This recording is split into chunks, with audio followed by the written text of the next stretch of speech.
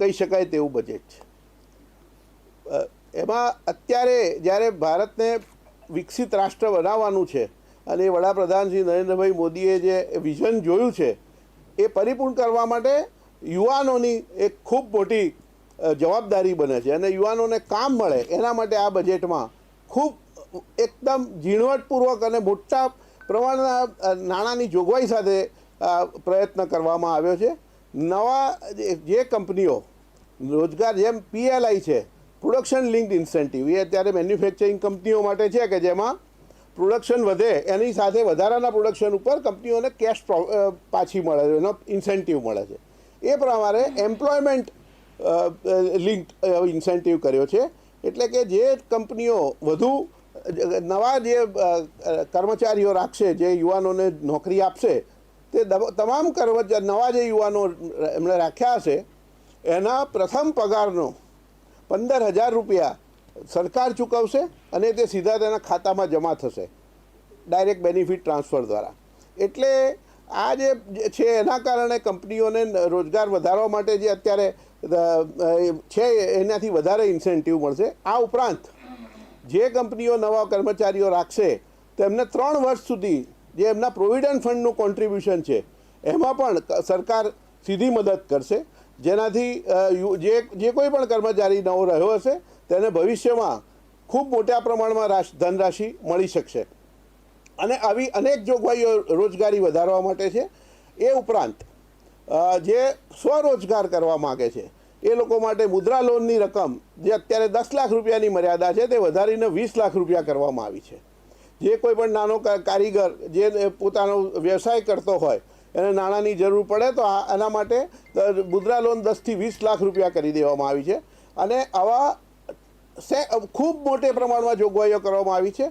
સાથે સાથે કૃષિ જે આપણે જેને બેલેન્સ કરવા માટે આપણા અર્થતંત્રના GDPના જે બ્રેકઅપ છે એને બેલેન્સ કરવા માટે કૃષિનો ઉત્પાદન વધવું પણ ખૂબ આવશ્યક છે અને એ કૃષિનું જે ઉત્પાદન છે એ લોકોના સ્વાસ્થ્ય સાથે કાંઈ નુકસાન ના કરે એના માટે જે ઓર્ગેનિક ફાર્મિંગ જેને કહીએ છીએ, પ્રાકૃતિક ખેતી, એના માટે ખૂબ મોટા ઇન્સેન્ટિવ આપવામાં આવ્યા છે અને 1 કરોડ કિસાનોને પ્રાકૃતિક ખેતી તરફ વાળવા માટે બજેટમાં અનેક જોગવાઈઓ કરવામાં આવી છે। આ ઉપરાંત મહિલાઓ પણ જે કામ કરવા જે વ્યવસાય કરતી થાય એને જે ફોર્મલ ઇકોનોમીમાં આવે એના માટે પણ ખૂબ બધી જોગવાઈઓ કરવામાં આવી છે અને સાથે સાથે મધ્યમ વર્ગને ઘણી રાહતો આપવામાં આવી છે। જે પગારદાર કર્મચારી છે જેને સામાન્યતઃ એવું માનવામાં આવે છે કે એના પર કરવેરાનું ભારણ ખૂબ હોય છે, એમને અંદાજે જે કોઈ પણ આ મર્યાદામાં આવતું હશે એને 17,500 રૂપિયાનો વાર્ષિક ફાયદો થશે। આ ખૂબ મોટી રકમ છે અને એના કારણે એવું ધારણા છે કે કરોડો લોકોને સીધો ફાયદો થશે। એટલે આ બજેટ એ સમગ્ર અર્થતંત્રને વેગ મળે, એનો જે અર્થતંત્રમાં જે કોઈ પણ જે મોટા આપણા જે વિભાગ છે કે ભાઈ ઉત્પાદન, તો એના માટે પણ અનેક જોગવાઈઓ છે। જે કૃષિ, તો એના માટે પણ જે સર્વિસીસ કે જેના માટે મેં આપને જણાવ્યું તે એમ્પ્લોયમેન્ટ માટેની જોગવાઈ છે। એટલે જે સર્વાંગીણ વિકાસ થાય અને ઝડપી વિકાસ થાય, જે આપણે વાર્ષિક 8% વિકાસ દરનો ટાર્ગેટ છે, એના માટે આ એક અદ્ભુત કહી શકાય તેવું બજેટ છે અને આ બજેટ આજે જ નહીં પણ આગામી વર્ષોમાં ભારતના અર્થતંત્રને નવી દિશા આપશે। આ ઉપરાંત હું આપને એક છેલ્લા 10 વર્ષની ભાજપની સરકારે જે કામ કર્યું છે, જે આખા કરવેરાના માળખાને જે બદલવાનું કામ કર્યું છે, એની હું એક ટૂંકમાં આપને કહું કે સામાન્ય રીતે ડાયરેક્ટ અને ઇનડાયરેક્ટ ટેક્સ બે હોય છે। આપણે કરવેરો ઇન્કમ ટેક્સ ભરીએ, ડાયરેક્ટ ટેક્સ સીધો આપણે કમાણી ઉપર ભરીએ, અને ઇનડાયરેક્ટ ટેક્સ એટલે GST, એક્સાઇઝ કે જે બધા ભરે, કારણ કે કંઈ પણ ખરીદો તો એના ઉપર GST હોય। તો એવી માન્યતા અને એવો એક પ્રચાર કરવામાં આવી રહ્યો હતો કે ભાઈ ગરીબો ઉપર ઇનડાયરેક્ટ ટેક્સ હોય છે, જે 7 લાખથી નીચે કમાય જેને ડાયરેક્ટ ટેક્સ ભરવો નથી પડતો, તો ગરીબોને આ કરવેરો વધારે પડતું એના પર બર્ડન નાખે છે। તો આ બાબતમાં ભારતીય જનતા પાર્ટીની NDAની સરકારે જે કર્યું છે, આપને કહું કે ડાયરેક્ટ ટેક્સ અને ઇનડાયરેક્ટ ટેક્સનું જે પ્રપોર્શન ભાજપની સરકાર આવી 2014માં, ત્યારે 78% ઇનડાયરેક્ટ ટેક્સ હતા યુપીએના શાસન બાદ, અને માત્ર 22% આવક બજેટની એ ડાયરેક્ટ ટેક્સમાંથી થતી હતી. એ 10 વર્ષની અંદર અથાગ મહેનત પછી આ રેશિયો જે છે એ હવે ઊંધો થઈ ગયો છે. 54%, એટલે કે 50%થી વધારે ડાયરેક્ટ ટેક્સમાંથી આવે છે અને 46% આવક ઇનડાયરેક્ટ ટેક્સમાંથી આવે છે. અને આના કારણે ગરીબો ઉપરનું કરવેરાનું ભારણ ઘટ્યું છે. એમને જે એમને જે મોંઘવારીનો માર પડે છે એમાં ઘણા અંશે રાહત થઈ છે. આ ઉપરાંત આ બજેટમાં પણ અનેક પ્રકારની જીએસટી ઘટાડવાની અને જીએસટી એક્સાઇઝ ઘટાડવાની જે પગલાં લેવામાં આવ્યા છે અને નાણામંત્રીએ કહ્યું છે કે જીએસટી કાઉન્સિલ જેને અધિકાર છે જીએસટી ઘટાડવાનો, એમાં પણ ઘણા બધા ફેરફારો આવી શકે છે.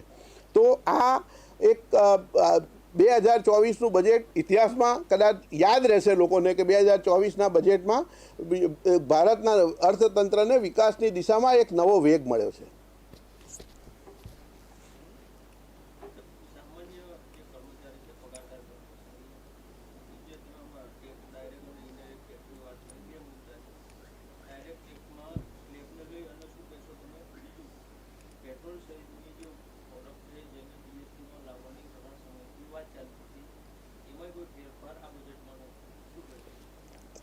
મેં જેમ કહ્યું તેમ જીએસટીમાં જે ફેરફાર કરવાનો છે એટલે પેટ્રોલને જીએસટીમાં લાવવાનો આ નિર્ણય જીએસટી કાઉન્સિલનો છે અને જીએસટી કાઉન્સિલમાં તમામ રાજ્યના નાણામંત્રીઓ છે.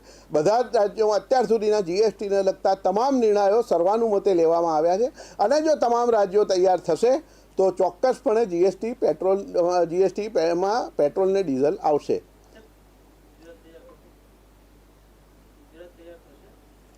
એ તમામ રાજ્યો જીએસટી કાઉન્સિલનો વિષય છે, એમાં ભારતીય જનતા પાર્ટીનો વિષય નથી.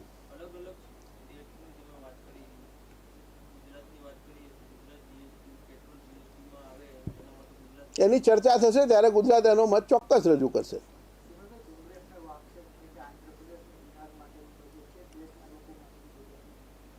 દેશના લોકોના માટેના મેં અનેક મુદ્દા આપને કહ્યા કે આ બજેટ કેમ ગરીબો માટે, મહિલાઓ માટે, કૃષિ ખેડૂતો માટે છે અને મધ્યમ વર્ગ માટે છે. સાથે સાથે કોંગ્રેસ આક્ષેપ કરવા માટે એમની પાસે બીજો કોઈ વિષય નથી. જો જ આંધ્રપ્રદેશ અને બિહાર એમને કંઈક આપવામાં આવ્યું છે તો એ પણ એમાં આંધ્રપ્રદેશમાં પણ દેશના નાગરિકો જ રહે છે ને બિહારમાં પણ દેશના નાગરિકો જ રહે છે.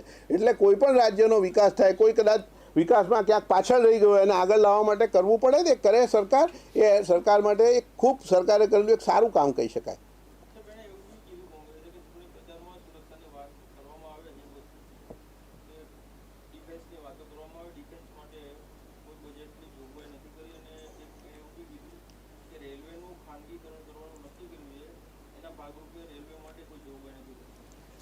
આ બજેટનો જેણે પણ કહ્યું છે એણે બજેટનો અભ્યાસ નથી કર્યો. ડિફેન્સ માટે 4.5 લાખ કરોડ રૂપિયાની જોગવાઈ કરવામાં આવી છે અને આનાથી જ્યારે કોંગ્રેસે શાસન છોડ્યું 2014માં ત્યારે આનાથી ત્રીજા ભાગની પણ જોગવાઈ થતી નહોતી.